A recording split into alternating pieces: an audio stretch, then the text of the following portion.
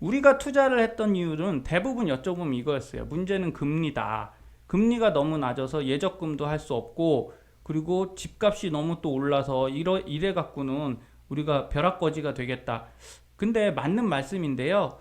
이렇게 생각해 보시는 것도 좋을 것 같아요. 한 2년 전만 해도, 2018년도, 19년도 때는 주식이 좀 하락기에 있었죠. 그리고 경기도 어려웠습니다. 그랬을 땐 5%, 6%대의 상품을 많이 찾으셨어요.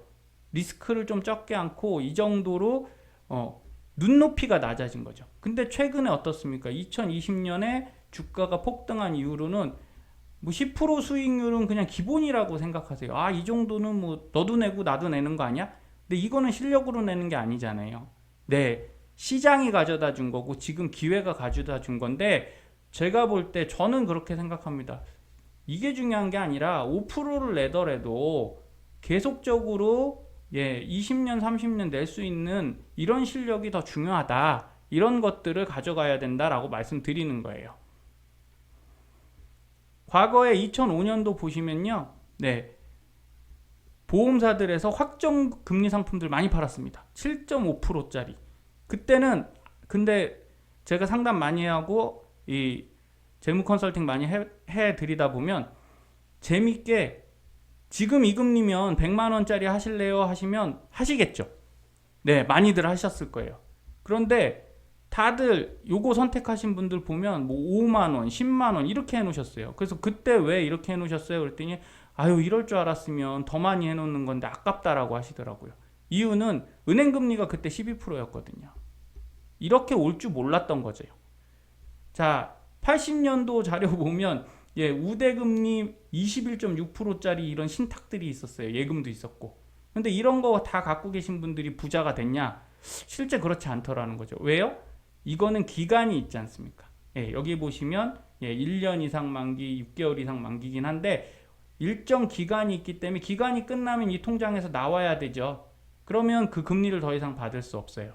그래서 결국 장기적으로 투자하기에 금리만 높다고 어느 은행, 어느 금융기관이 그 높은 금리를 계속 주겠습니까? 여러분도 주택 소유 주시면 이런 거잖아요. 내 전세나 월세 세입자가 왔는데 1년짜리로 해달라 하면 누가 좋아하겠습니까? 단기로 저 계약하자라고 그러면 아무도 안 좋아해요.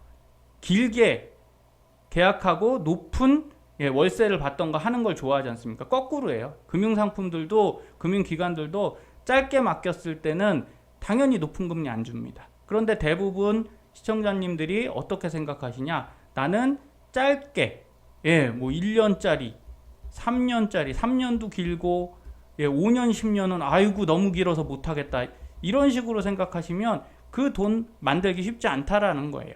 물론 돈 모으는 거 쉽지 않고요. 자산 관리하는 거 어렵습니다. 그런데 주식 투자하는 것도 어려워요. 제가 해보니까. 부동산도 투자하려면 대출 많이 끼고 어렵잖아요. 이런 부분들을 생각하셨을 땐 합리적으로 해야 됩니다. 그래서 요거 꼭 기억하세요. 많이들 들어보셨지만 100만 원이 300조 원이 늘어나는 마법은 그냥 복리의 마법이죠.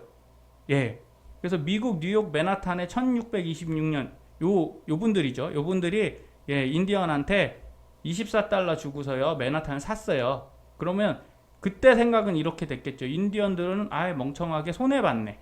이유는 지금 맨하탄이 엄청나게 비싸지 않습니까? 24달러 주고 샀는데 그거 너무 헐값에 넘긴 거잖아요. 그래서 1989년에 제가 좋아하는 월가의 영웅 피터 린치가 증명을 해봤어요. 24달러를 1626년부터 8년 연 8% 복리로 계산을 해봤더니 363년, 이게 이제 1989년 됐겠죠. 32조 달러가 되더라는 거예요. 1989년에 맨하탄 땅값이 600억 달러였거든요. 그럼 결국은 이겼네요. 네, 8% 연복리 상품이 이 맨하탄 부동산 알짜 노란자 땅의 상승률을 이겨버렸어요. 그래서 가뿐하게 5,300%로 넘어섰고요. 그럼 여기서 우리가 이렇게 오래된 장기적인 투자를 해라 그런 거 아닙니다. 363년 우리 살 수도 없어요. 단 30년을 하시더라도 두 가지 명심하시라는 거예요. 첫 번째, 단리는 안 됩니다. 여러분들 자산을 증식시켜 드릴 수 없어요. 두 번째 2% 금리로도 안 됩니다. 그러니까 꼭 내가 8에서 9%, 10% 정도 날 수 있는 그런 정도의 계좌를 가지고 준비하셔야 되고요. 그러려면 시간이 꼭 필요하다. 최근에 한 2, 3년 전 된 것 같은데 제가 이런 걸 한번 봤어요. 이 웹툰 그 주인공과 한 은행에서 200일 적금 이런 걸 상품을 냈더라고요. 근데 여기 보시면 포기세포라는 게 있죠. 이번에도 해지할 걸.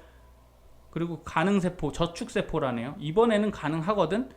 자, 그런데 여러분 200일 적금 그냥 10살, 20살 이런 청년들한테 습관적으로 내가 저축 헤빗, 저축 습관을 키우기 위해서는 제가 추천을 드려요. 그런데 이렇게 해보시면 아실 겁니다. 3년짜리 저축 했을 때 만기 됐을 때 어떻게 되죠? 남는 것도 별로 없고요. 이 돈이 어디론가 또 쓰여집니다. 그래서 이거 잘 생각하셔야 돼요. 200일, 600일, 뭐 1000일 날짜로 적금하시는 게 중요한 게 아니고요. 제일 중요한 건 제가 볼 때는 종잣돈의 크기예요. 크기.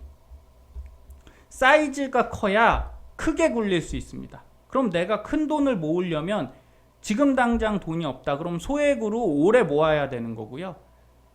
내가 목돈이 있다. 그럼 그 목돈을 잘 굴리면 돼요. 그래서 72법칙 하도 많이 들어보셨겠지만 이 핵심은 변하지 않아요. 이것만 보시면 됩니다. 원금이 2배 되는 기간을 계산하는 공식이잖아요. 그러면 원금 1억이 복리 수익률 12%를 만나면요 6년 만에 2억이 돼요. 여기서 중요한 건 내가 12%를 낼 수 있느냐, 이게 키팩터고요. 1번 주식 같은 경우 지금 내고 있죠. 근데 계속 낼 거냐, 그게 아니면 조금 낮출 필요가 있습니다. 원금 1억이 있냐가 중요한 거잖아요. 내 원금 1억이 있어야 6년 있다가 2억이 될 거지 않습니까? 근데 나는 1천만 원밖에 없는데 그럼 1천만 원은 얼마가 되겠어요? 2천만 원이 되겠죠. 그래도 1천이라도 있냐는 거예요. 1천만 원이라도 내가 있냐? 이걸 200일 적금으로 200만 원, 100만 원 갖고 안 됩니다. 안 되고요. 그래서 종잣돈 나는 무조건 5천만 원 1억의 시드머니를 5년 안에 만들 거야. 이런 분명한 목표를 가지시라는 거예요. 이거 날짜에 너무 연연하지 않으셨으면 좋겠어요. 여기 보시면 물가 상승률 4%면 어떻게 돼요? 현재 1억이 18년 이후에 적이 되잖아요. 2억이 되잖아요. 그러면 너무 오래 걸리잖아요. 그쵸? 그래서 수익률은 매우 중요합니다.